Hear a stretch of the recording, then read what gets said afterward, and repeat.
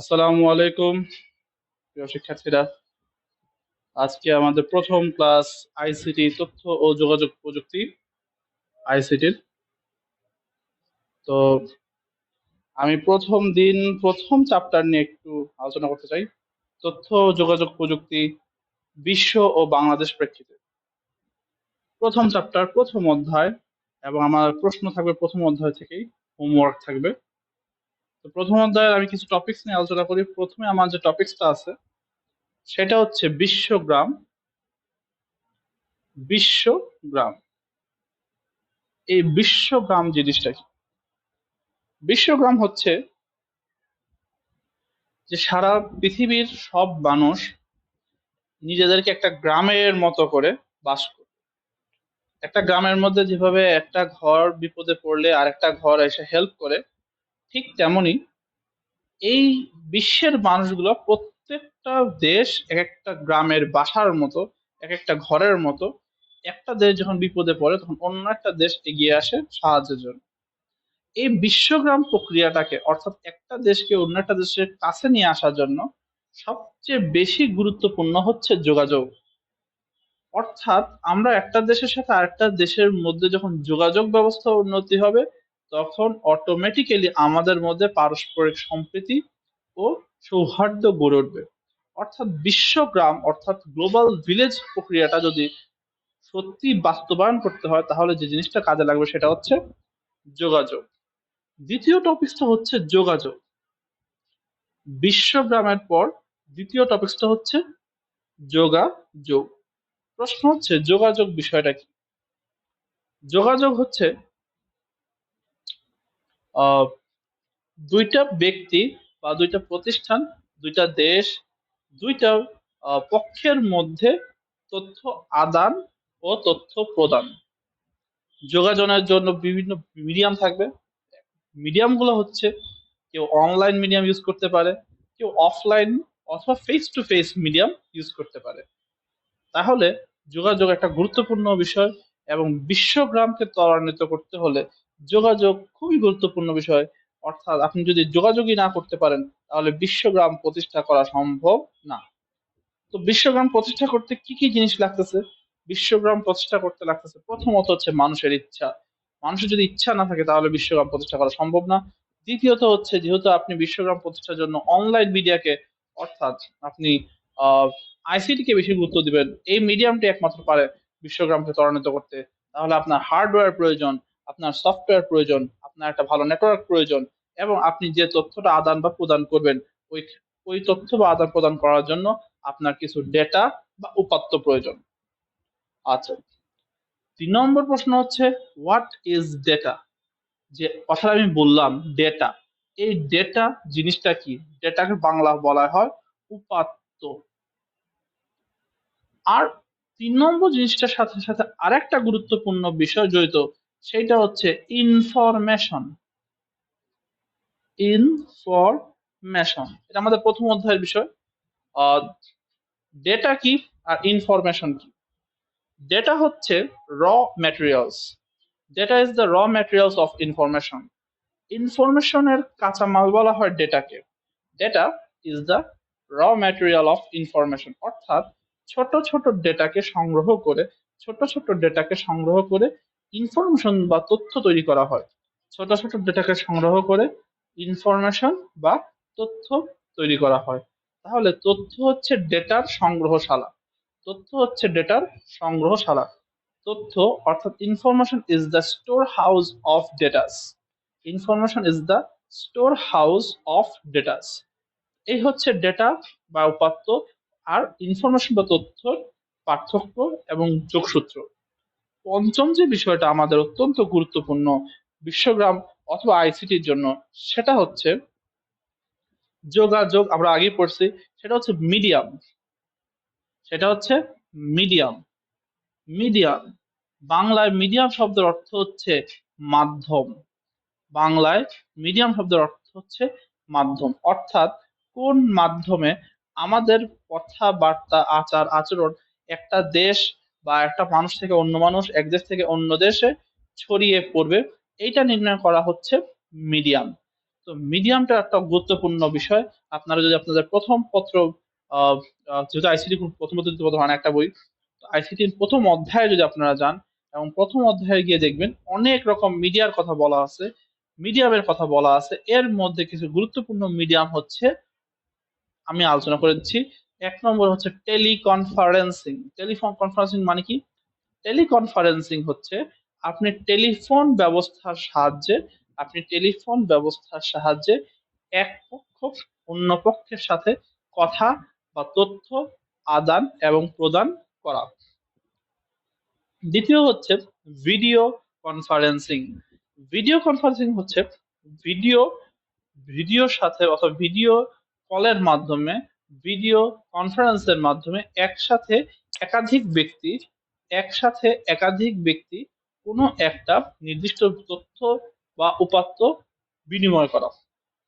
Video conferencing আপনারা দেখবেন এখন অফিস আদালতের মধ্যে ভিডিও কনফারেন্সিং এ অনেক কথাবার্তা আলোচনা করা হয়। মিটিং গুলো হচ্ছে, যেহেতু লকডাউন চলতেছে, ভিডিও কনফারেন্সিং এর মাধ্যমে অধিকাংশ মিটিং এখন ভিডিও কনফারেন্সিং এর মাধ্যমে করা হচ্ছে।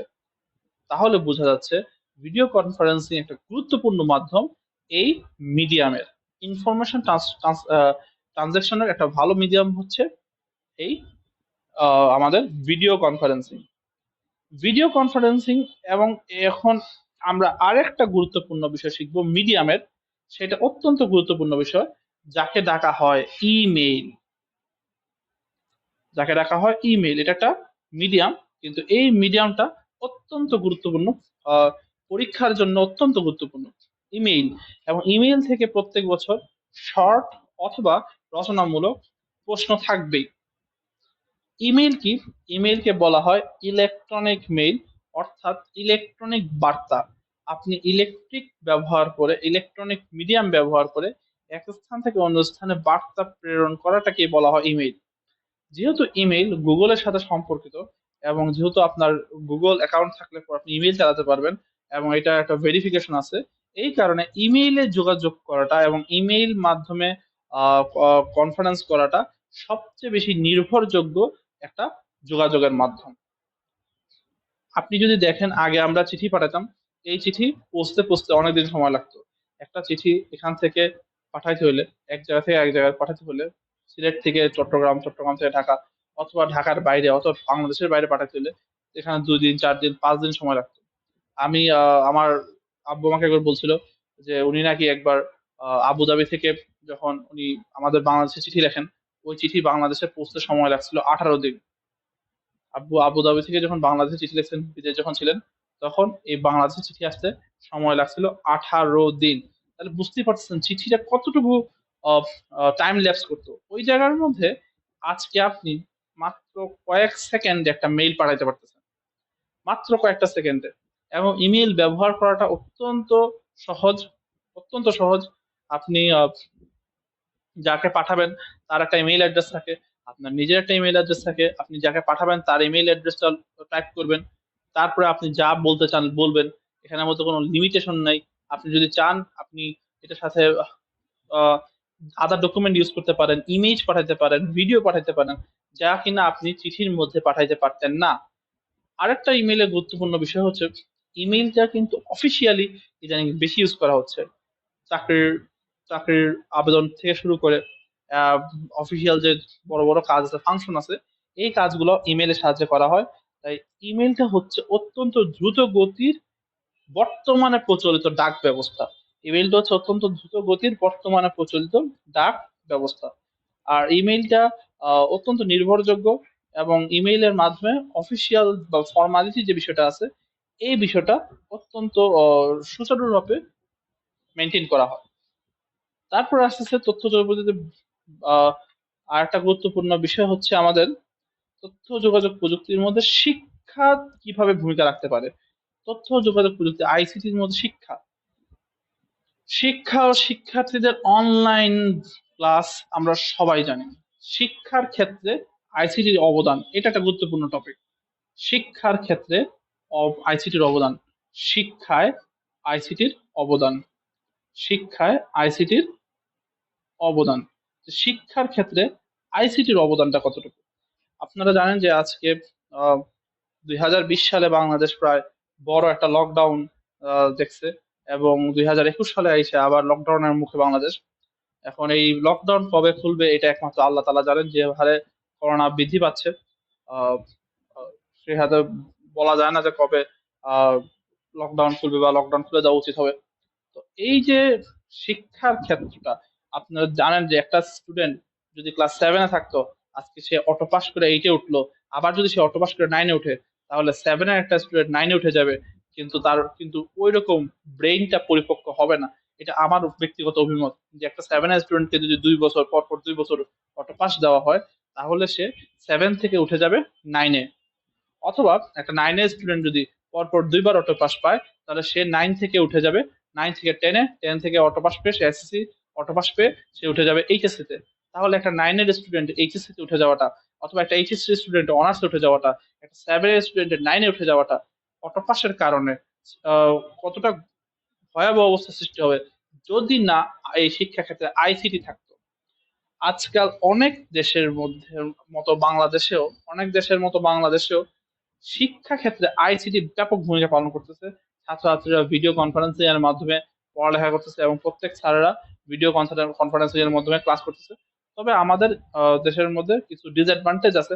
ডিসঅ্যাডভান্টেজ হচ্ছে আমাদের দেশে অনলাইন ব্যবস্থাটা সবার কাছে সমান না। যেমন আমি যখন ক্লাস নিতে যাচ্ছিলাম, তখন আমার অনেক স্টুডেন্টরা বললো, স্যার হোয়াটসঅ্যাপে ক্লাস করতে হলে সবাই সবাই একসাথে ক্লাস করলে পর আমাদের ডিস্টার্ব হয়, কারণ আমাদের কানেকশন লস্ট হয়ে যায়, ঠিক মতো কানেকশন আসে না, 4G ঠিক মতো দেখায় না, বা 4G ঠিক মতো কাজ করে না, এরকম কিছু সমস্যা থেকে যায়। তো যাই হোক, শিক্ষাক্ষেত্রে আইসিটির অবদান, আজকে আমরা শিক্ষাক্ষেত্রে আইসিটির অবদানের কারণেই এখানে ক্লাস নিতে পারতেছি। তো হয়তোবা এটা সবার কাছে পৌঁছায় নাই, তবে আমি মনে করি এইটা অত্যন্ত গুরুত্বপূর্ণ একটা বিষয়, যে এই কম হোক বেশি হোক পড়াটা চালিয়ে যেতে হবে।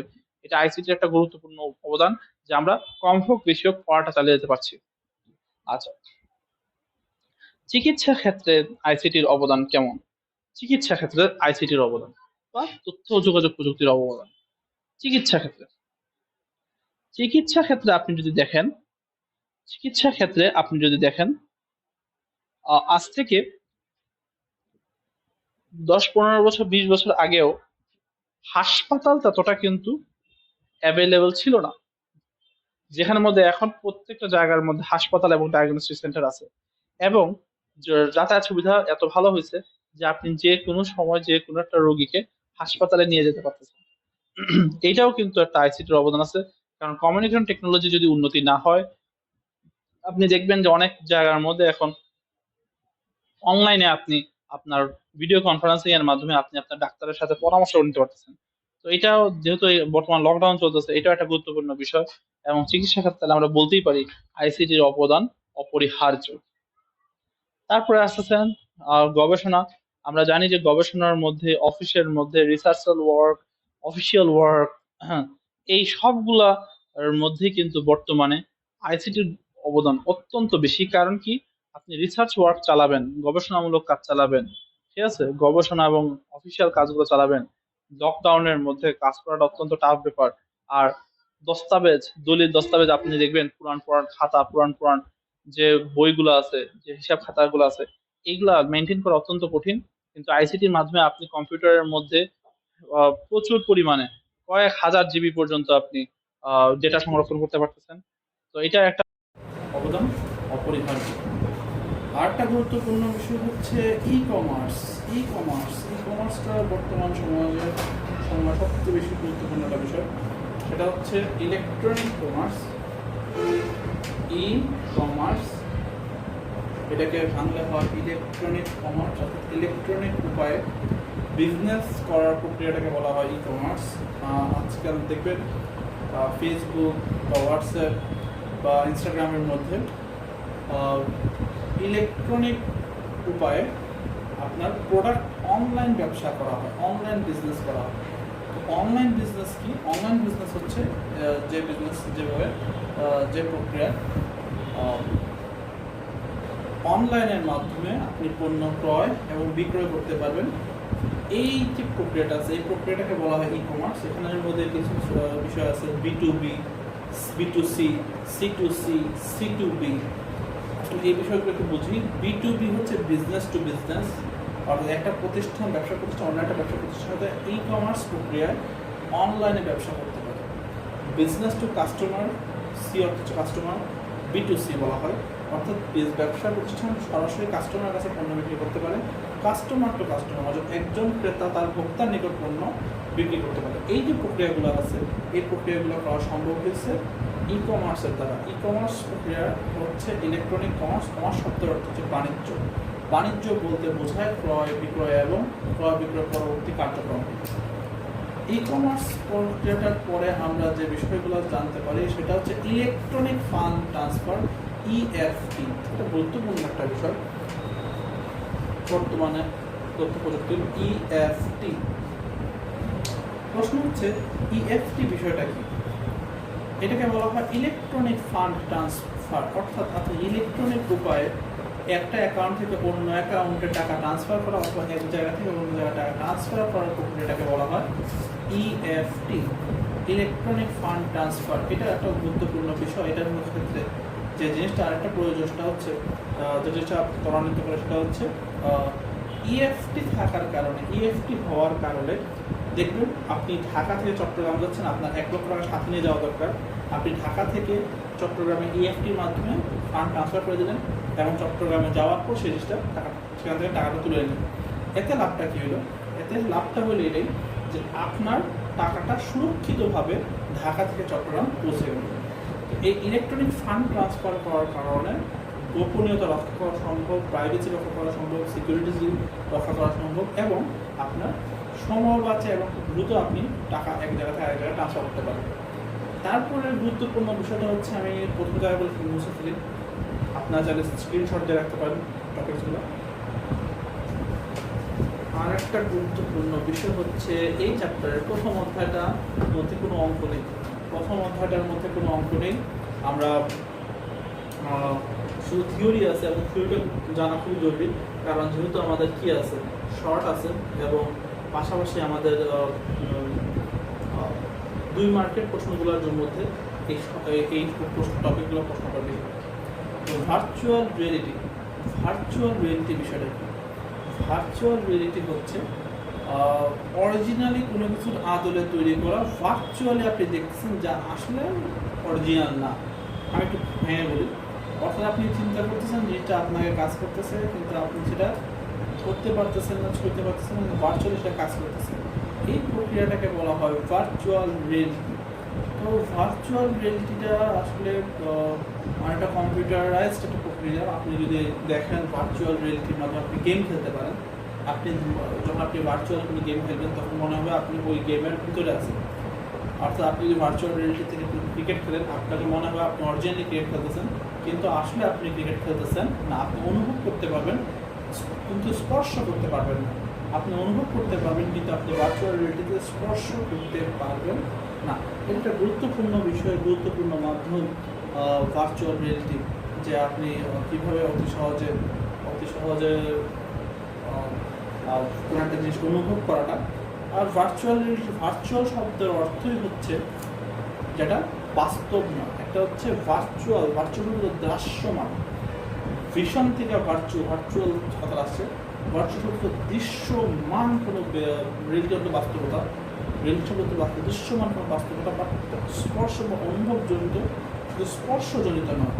তো ভার্চুয়াল রিয়েলিটিটা আমি শুনছিলাম 1900 সালের 25-30 সাল থেকে এটার ধারণাটা উদ্ভব হয়েছে এবং যখন কম্পিউটার আবিষ্কার করা হয়েছে এবং কম্পিউটারের চার্লস বেবেজ প্লাস হাওয়ার্ড একে, তারা যখন এটাকে নিয়ে আরও গবেষণা করে কম্পিউটারটা যখন উদ্ভব হয়েছে, ভালো করে কম্পিউটারটা যখন প্রতিস্থাপন করা হয়েছে, মাইক্রোসফট আসছে, বিল গেটসের কোম্পানি মাইক্রোসফট, এগুলো যখন আস্তে আস্তে ডেভেলপ করা হয়েছে, তখন আস্তে আস্তে ভার্চুয়াল রিয়েলিটিটা, যা 1930 সালে অনেকটা স্বপ্নের মতো শোনাইতো, কিন্তু 2021 সালে এসে এটা কিন্তু অনেকটাই বাস্তবায়ন করা সম্ভব হয়েছে।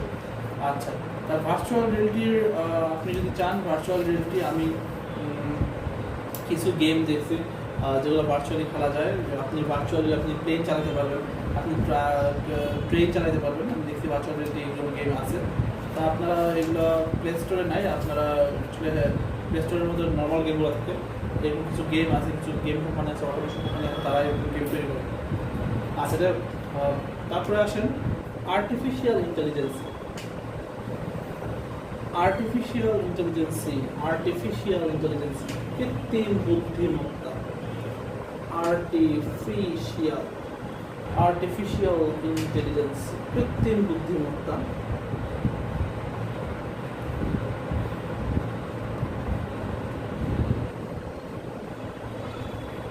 আমি শুনছিলাম ইন্ডিয়ার মধ্যে একটা আর্টিফিশিয়াল ইন্টেলিজেন্স রোবট রাখা হয়েছে অ্যাজ এ সিকিউরিটি গার্ড, যে গার্ড কিনা আপনার শরীরের তাপমাত্রা, আপনার কী কী রোগ আছে বা আপনি সেফ কিনা এটা বলে দিতে পারবে, এবং আপনি এই অফিসে ঢোকার আগে সে আপনাকে বলে দেবে আপনার ঢোকা উচিত কি উচিত না। এই যে ইন্টেলিজেন্সিটা আছে এটা হচ্ছে আর্টিফিশিয়াল, যেটা আমাদের পার্শ্ববর্তী দেশ ভারতের মধ্যে এই ইন্টেলিজেন্সের রোবট তৈরি করা হয়েছে। আমাদের দেশের মধ্যে অনেক জায়গার মধ্যে আর্টিফিশিয়াল ইন্টেলিজেন্স ইউজ করা হয়। আপনি জানেন কম্পিউটার হচ্ছে আর্টিফিশিয়াল ইন্টেলিজেন্সের একটা বড় প্রমাণ। এখানের মধ্যে আপনি কম্পিউটার অনেক সময় অনেক জ্ঞান গঠনমূলক কাজ করে, যেখানে অবশ্য কম্পিউটার একটা সমস্যা হচ্ছে কম্পিউটার ওই কাজটাই করে যা তাকে কমান্ড দেওয়া হয়, কিন্তু আর্টিফিশিয়াল ইন্টেলিজেন্সে হচ্ছে সে তার নিজস্ব কিছু বুদ্ধি ব্যবহার করতে পারবে। তবে এই কমান্ডটাও কি বুদ্ধিতে কি পরিস্থিতিতে তার কি করা উচিত এই কমান্ডটা কিন্তু আপনার আগে থেকে সেট করা থাকে, প্রোগ্রাম করা থাকে, এই কাজগুলো করা হয়। এটা হচ্ছে আর্টিফিশিয়াল ইন্টেলিজেন্সি, যে কোনো সময় দ্রুত খাপ খাইয়ে সময়ের সাথে খাপ খেয়ে একটা উত্তর দেওয়া, খাপ খেয়ে একটা প্রশ্নের উত্তর দেওয়া অথবা কোনো সমস্যার সমাধান করাটাই হচ্ছে আর্টিফিশিয়াল ইন্টেলিজেন্সি। তো আর্টিফিশিয়াল ইন্টেলিজেন্সি ছাড়াও আপনি এখানে আর্টিফিশিয়াল ইন্টেলিজেন্সি কিছু প্রকারভেদ আছে, যেমন artificial narrow ইন্টেলিজেন্সি, artificial general ইন্টেলিজেন্সি, artificial super ইন্টেলিজেন্সি। আচ্ছা, তারপরে আছে আর্টিফিশিয়াল ইন্টেলিজেন্সি পরে আমাদের গুরুত্বপূর্ণ বিষয় হচ্ছে রোবোটিক্স। অত্যন্ত গুরুত্বপূর্ণ বিষয় হচ্ছে রোবোটিক্স। আজকাল রোবোটিক্স কিন্তু একটা গুরুত্বপূর্ণ পড়ার সাবজেক্ট। যারা সায়েন্সে পড়তেছেন, ইঞ্জিনিয়ারিং পড়তেছেন, যারা রোবট নিয়ে পড়ালেখা করতে চান, আজকাল রোবোটিক্স কিন্তু একটা গুরুত্বপূর্ণ সাবজেক্ট হিসেবে দাঁড়িয়েছে। রোবোটিক্স হচ্ছে আমরা অনেক জায়গার মধ্যে মানুষ সশরীরে থেকে হাতে হাতে কাজ করা সম্ভব হচ্ছে না, যে কাজটা হাতে হাতে করা সম্ভব হচ্ছে না ওই কাজটাকে মানুষের হাত যে কাজটা করতে পারে না, মানুষ যে কাজটা করতে পারে না ওই কাজটা রোবটের মাধ্যমে করানোটি হচ্ছে রোবোটিক্স। রোবোটিক্স হচ্ছে যে মানুষের কাজটা, মানুষের কষ্টকে, শ্রমকে লাঘব করার জন্য মানুষের কাজগুলোকে কোনো একটা রোবট দ্বারা করানো বলা হয় রোবোটিক্স। আপনি জানেন যে রোবোটিক্সের একটা গুরুত্বপূর্ণ অঙ্গ হচ্ছে আপনারা দেখবেন যে রোবট দেখবেন আপনি একটা জায়গার মধ্যে যেমন খনিজ উত্তোলন, প্লাস মনে করেন গরম কোনো জায়গা, লাভা, আমরা জানি যে লাভা বা যেটাকে আমরা বলি আগ্নেয়গিরি, এখানে প্রচুর গরম থাকে, মানুষের পক্ষে যাওয়া সম্ভব না, কিন্তু এখানের মধ্যে আপনি রোবট পাঠান, আপনি রোবট পাঠিয়ে রিসার্চ কাজ চালাতে পারেন। তারপরে মঙ্গল গ্রহ, চাঁদ, এইসব এলাকার মধ্যে আপনি মানুষ পাঠানো হচ্ছে, কারণ মানুষের একটা লাইফের রিস্ক থাকে, কিন্তু আপনি যদি এখানে রোবট পাঠান, মানুষ যে কাজটা করতে পারে রোবট কিন্তু সেম কাজটা করতে পারে, ওই কাজটা রোবট করতে পারতেছে। এই যে বিষয়টা আছে, এই বিষয়টা হচ্ছে রোবোটিক্স, অর্থাৎ মানুষের কাজটাকে সহজ করার জন্য এবং মানুষের যে কাজটা করা সম্ভব না, হাতের স্পর্শ করে বা অনুভব করে মানুষ যে কাজটা করা সম্ভব না, বা মানুষের শারীরিকভাবে যে কাজটা করা সম্ভব না, রোবটের দ্বারা ওই কাজগুলো করাটাই হচ্ছে রোবোটিক্স। মোটামুটি এই চ্যাপ্টারের গুরুত্বপূর্ণ সবগুলোই আমরা পড়ছি, আপনারা আরও কিছু করে নেবেন। আমি আপনাদের যারা অনলাইনে ক্লাস করতেছেন তাদের জন্য প্রথম অধ্যায় থেকে কিছু হোমওয়ার্ক দিয়ে দিচ্ছি, আর যারা আমার হোয়াটসঅ্যাপ গ্রুপে জয়েন আছেন তারা অবশ্যই হোয়াটসঅ্যাপে আমাকে আপনার হোমওয়ার্কটা সাবমিট করবেন। আপনারা যারা হোয়াটসঅ্যাপ গ্রুপে আছেন তারা অবশ্যই হোমওয়ার্কটা সাবমিট করবেন।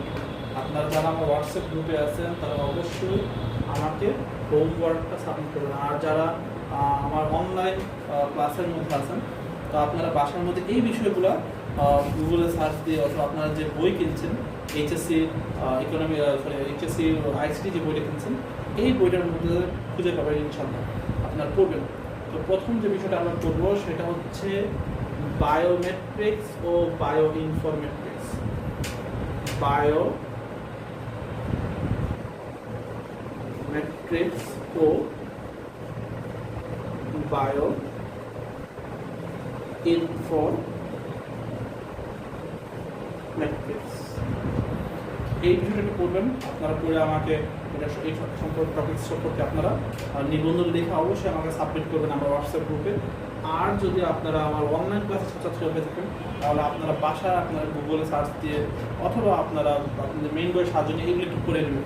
এগুলো অত্যন্ত গুরুত্বপূর্ণ বিষয়। আমি তো পুরোটা আলোচনা করতে পারলাম না, যতটুকু সম্ভব আলোচনা করছি। আপনারা একটু এই অধ্যায়ের এই বিষয়গুলো একটু পড়বেন, বায়োমেট্রিক্স ও বায়ো ইনফরমেট্রিক্স।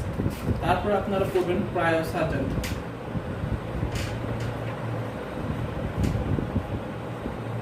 Cryo surgery. 3 নম্বর বিষয়টা হচ্ছে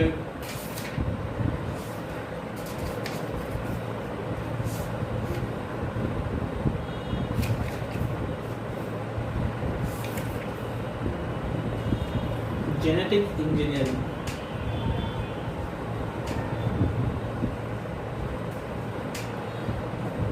জেনেটিক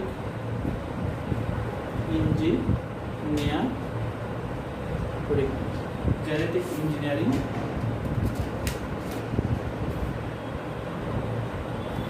আর একটা গুরুত্বপূর্ণ বিষয় ন্যানো টেকনোলজি, অর্থাৎ ছোট কোনো জিনিস দিয়ে বড় একটা কাজ করা, সেটা হচ্ছে ন্যানো টেকনোলজির মেইন লক্ষ্য। ন্যানো